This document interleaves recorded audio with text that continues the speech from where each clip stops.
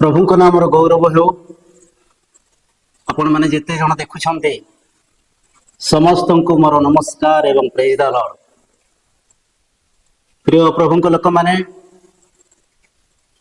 वर्तमान पृथ्वी बहुत साजसजा उपर रही क्यों जहाँकि निज जीवन पर नुहे व्यक्तिगत भाव नुहे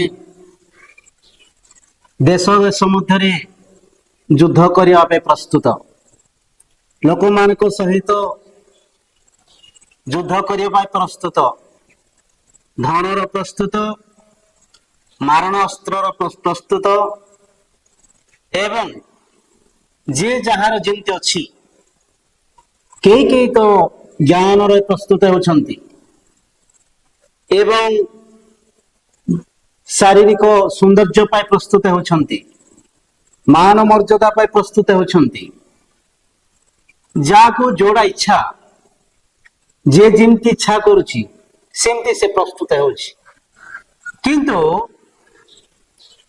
आमे प्रकृत भाव में ख्रिस्टियन लोक जिते बड़े अच्छु आमे बाइबल को आधारित कर चलबार अच्छी तेबे आज आलोचनार विषय हम आमर प्रस्तुत प्रस्तुत गोटे प्रकार नुहे जहा कि प्रथम होची प्रस्तुत द्वितीय विषय होची अबलित प्रस्तुत प्रस्तुत ए प्रकार गोटे विषय सहज कथा नुहे हे पारे शरीर पाई साजसजार प्रस्तुत हे पारे मान मर्यादा पाए बोलिकी से चेष्टा करी प्रस्तुत हो पारे किबा धन पाए बोली प्रस्तुत हो पारे किंतु आत्मा उपरे प्रस्तुत होगा बहुत कष्ट। जेतबेले आपण देखिए माथ्यू पुस्तक 24 अध्याय 44 पदरे सेठी लिखा जायछि तुम्हें माने प्रस्तुत हो केमिति प्रस्तुत हेबा से दिन गलियात सहित दाऊदर जेतबेले युद्ध हेबा थिला से निजको शारीरिक प्रस्तुत करके जाउछंती किंतु शारीरिक प्रस्तुत तापाए प्रযোज्य हला नहीं ठीक हला नहीं से शरीर पाए जो प्रस्तुत कला ताहा बहन करि पारला नहीं कौन करी भाभी कि से एक युद्ध अपेक्षा कौशल अधिक प्रयोजन भावी कि से कौशल प्रस्तुति कला आउ से जितेबले गलियात सहित जाइए युद्ध करने को अच्छी समस्त तार शारीरिक प्रस्तुत से ओल्लै देकी कौशल प्रस्तुत कला केवल छाटुणी सहित 5टी पत्थर नहीं एत बड़ गलियात को से हटे पारला एत बड़ गलियात को से मारिदेला।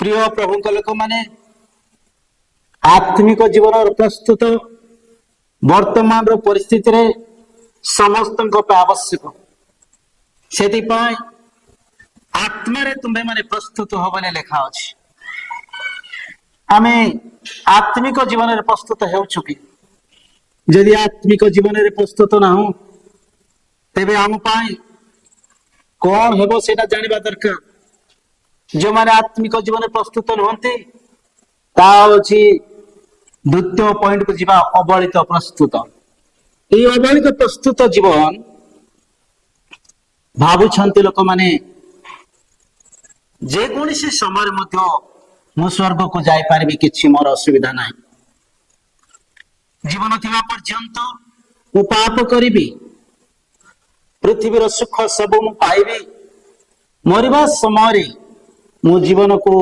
परिवर्तन करके स्वर्ग को जीवी आउ कहारी कहारी चिंता रे ए पृथ्वी रे स्वर्ग अच्छी ए पृथ्वी रे ही नरक अच्छी यही मन भाव नहीं ଜୀବନକୁ ପ୍ରସ୍ତୁତ କରୁନାହାନ୍ତି। ଏବଂ ଆଉ କେତେ ଜଣ କହୁଛନ୍ତି ମରିଗଲା ପରେ ସ୍ୱର୍ଗ କିମ୍ବା ନର୍କ କିଛି ନାହିଁ।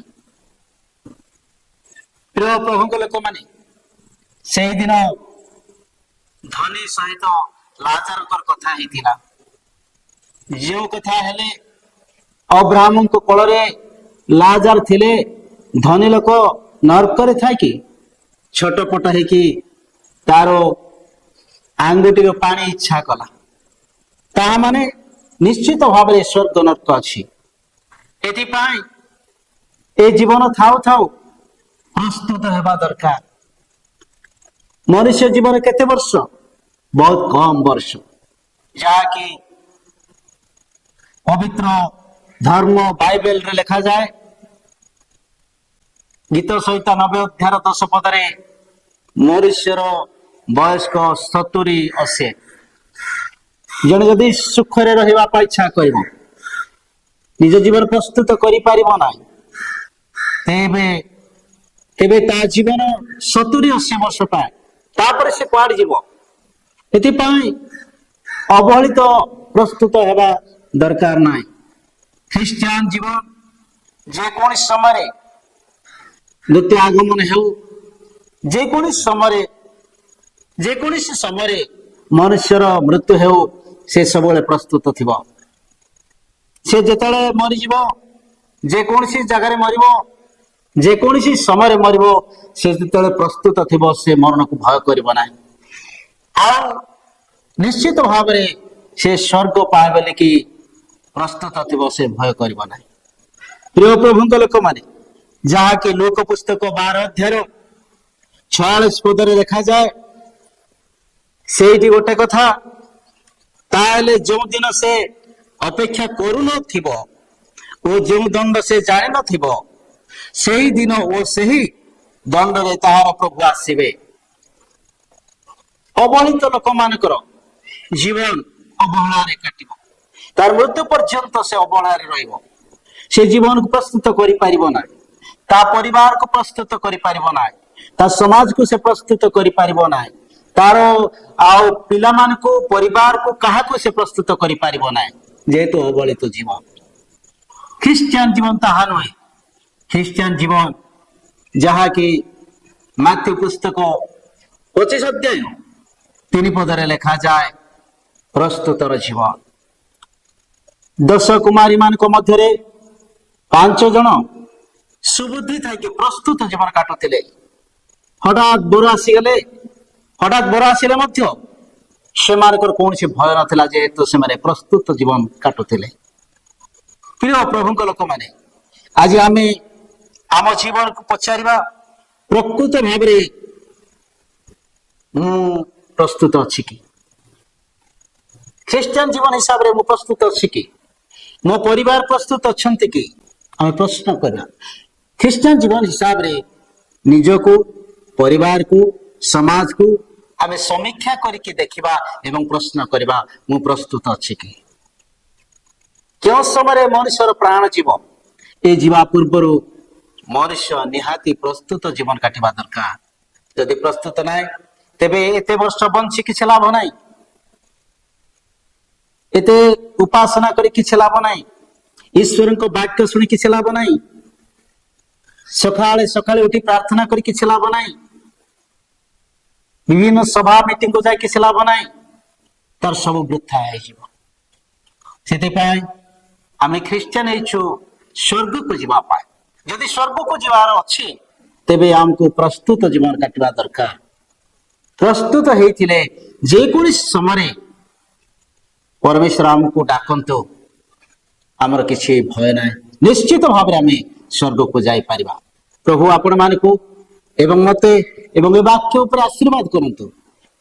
ବିଶେଷ ଭାବରେ ଆପଣମାନଙ୍କୁ ମୁଁ ଅନୁରୋଧ କରୁଛି, ଯେଉଁମାନେ ଏ ଭିଡିଓ ଦେଖୁଛନ୍ତି, ଈଶ୍ୱରଙ୍କ ବାକ୍ୟ ଶୁଣୁଛନ୍ତି, ଯଦି ଆପଣଙ୍କ ହୃଦୟ ଭିତରେ ପ୍ରଭୁ କଥା କହୁଛନ୍ତି, ବାକ୍ୟ ଦ୍ୱାରା ଆପଣଙ୍କ ହୃଦୟକୁ ପ୍ରଭୁ ସ୍ପର୍ଶ କରୁଛନ୍ତି, ତେବେ ନିବେଦନ କରୁଛି, ଏ ବାକ୍ୟ ଅନ୍ୟମାନଙ୍କ ନିକଟରେ ପହଞ୍ଚାନ୍ତୁ, ଯଦ୍ୱାରା ଆପଣ ଯେମିତି ଏ ବାକ୍ୟ ଦ୍ୱାରା ଆତ୍ମିକରେ ଲାଭବାନ ହେଲେ, ଅନ୍ୟମାନେ ମଧ୍ୟ ସେଇ ପ୍ରକାର ଲାଭବାନ ହେବେ। ଧନ୍ୟବାଦ।